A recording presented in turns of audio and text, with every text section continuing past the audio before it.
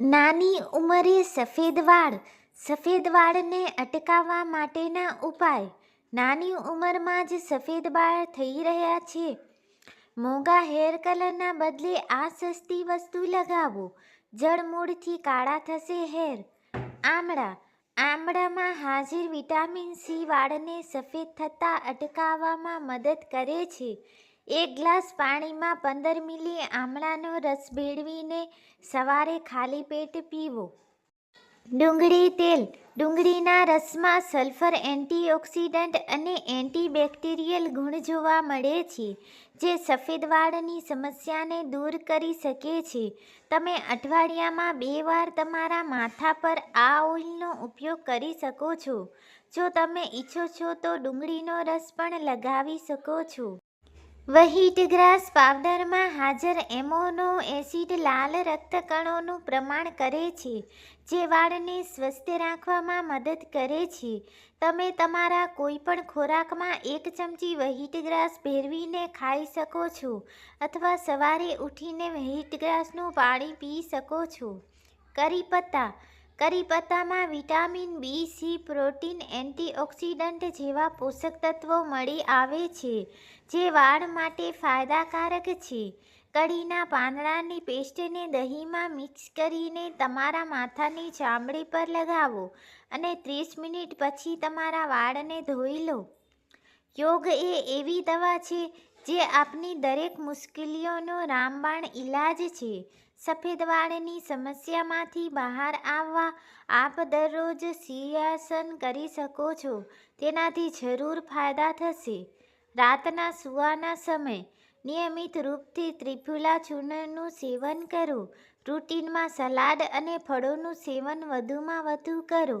દરરોજ 3 થી 4 કિમી સુધી મોર્નિંગ વોક પર નિયમિત જાઓ. વધારેથી વધારે પાણી પીઓ. ચા, કોફી જેવા કેફીન પદાર્થથી બને એટલું દૂર રહો. તણાવને પોતાના પર હાવી ન થવા દો. ધ્યાન વગેરેનો પોતાની દિનચર્યામાં સમાવેશ કરો. નાળિયેર તેલ વાળ માટે ખૂબ જ સારું છે. તમે આમાં રસોડામાં વપરાતા મીઠા લીમડાના પાન મિક્સ કરીને તમારા વાળમાં લગાવી શકો છો. આ માટે નાળિયેરના તેલમાં 8 થી 10 મીઠા લીમડાના પાન નાખો અને તેને ગરમ કરો. તેલ ઠંડુ થઈ જાય પછી તેને વાળમાં સારી રીતે લગાવો. આ તેલ લગાવ્યાના 1 કલાક પછી વાળને શેમ્પૂથી ધોઈ લો. વાળ માટે મેથીના દાણા. મેથીના દાણામાં હાજર લેસિથિન અને પ્રોટીન વાળને પોષણ આપે છે. આ વાળને મજબૂત બનાવે છે અને વાળને સફેદ થતાં અટકાવે છે. મેથીના દાણાને આખી રાત પલાળી રાખો. સવારે આ દાણાની પેસ્ટ બનાવી લો. આ પેસ્ટને સ્કેલ્પ પર લગાવો અને લગભગ અડધા કલાક પછી શેમ્પૂથી ધોઈ લો. કાળા તલમાં કેલ્શિયમ, આયરન અને વિટામિન ઈ હોય છે, જે વાળને મૂળમાંથી પોષણ આપે છે. તેનો ઉપયોગ કરવા માટે 1 ચમચી કાળા તલ ખાવા પડે છે. આને તમારા ડાયટમાં સામેલ કરવાથી તમને લાભ મળશે. બ્લેક કોફીનો ઉપયોગ. સફેદ વાળને કાળા કરવા માટે બ્લેક કોફી ખૂબ જ અસરકારક છે.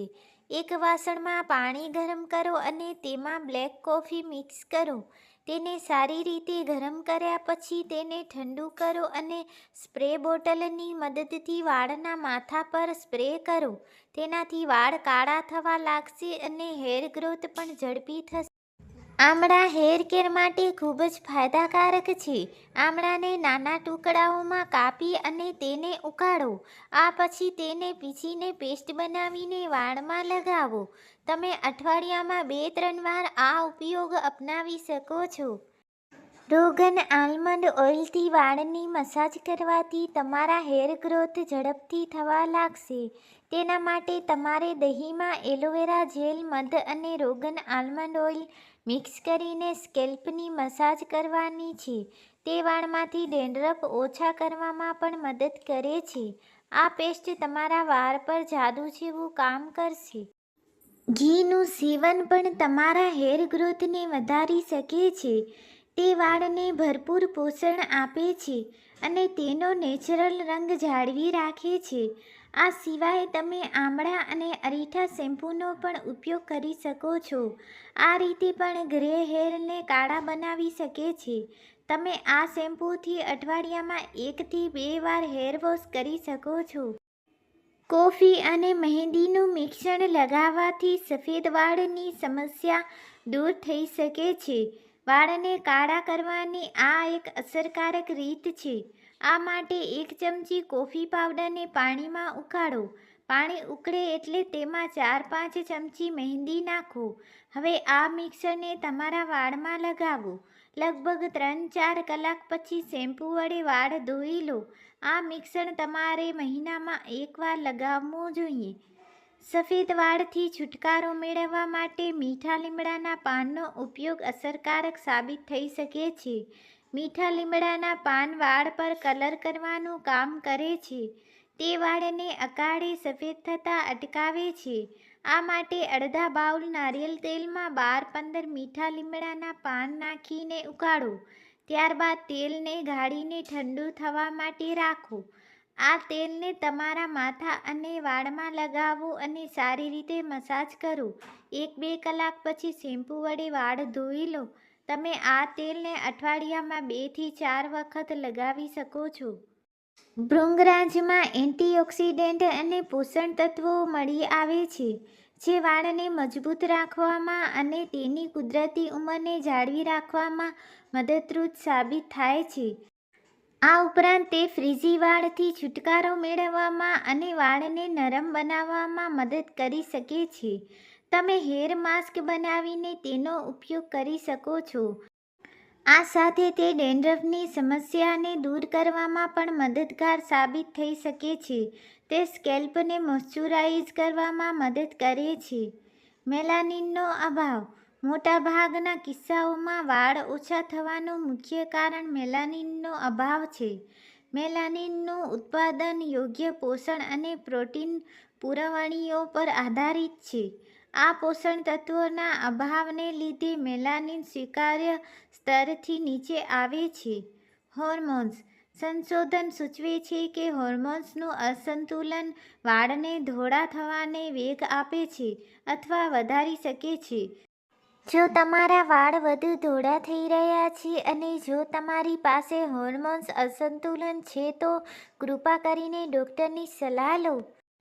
તબીબ શરતો. કેટલીક અંતર્ગત તબીબ પરિસ્થિતિઓ તમારા વાળમાં રંગદ્રવ્યોના નુકસાનને ઉત્તેજિત કરી શકે છે.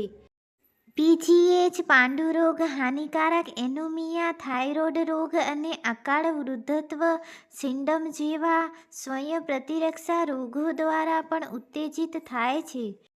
વિટામિન અને ખનિજ ઉણપ. Iron, vitamin D, folate, vitamin બી12 અને સેલેનિયમની ઉણપ પણ વાળના રોશનીમાં ગ્રીનની તરફ દોરી શકે છે. બાયોટિનનું પ્રમાણ ઓછું હોય તેવા લોકોમાં વાળના અકાળે ગ્રેઇંગમાં વિટામિન બી12 અને ફોલિક એસિડની ઉણપ જોવા મળી હતી. તણાવ. ભાવનાત્મક તણાવ પણ અહીં ભૂમિકા ભજવે છે. અધ્યયનોએ બતાવ્યું છે કે માનસિક તણાવના કારણે ઓક્સિડેટિવ લોડ વાળની અકાળ થીણી થઈ શકે છે. રસાયણો. કેટલીકવાર કેમિકલ આધારિત શેમ્પૂ, સાબુ, વાળના રંગ વગેરેનો ઉપયોગ સીધી આ સમસ્યાનું કારણ બની શકે છે. જો કે તે ચોક્કસ એલર્જીક ચેપના પરિણામે પણ થઈ શકે છે. ધૂમ્રપાન. અધ્યયનોએ બતાવ્યું છે કે વાળના અકાળે ધોળા થવા માટે ધૂમ્રપાન એ એક મુખ્ય પરિબળ છે.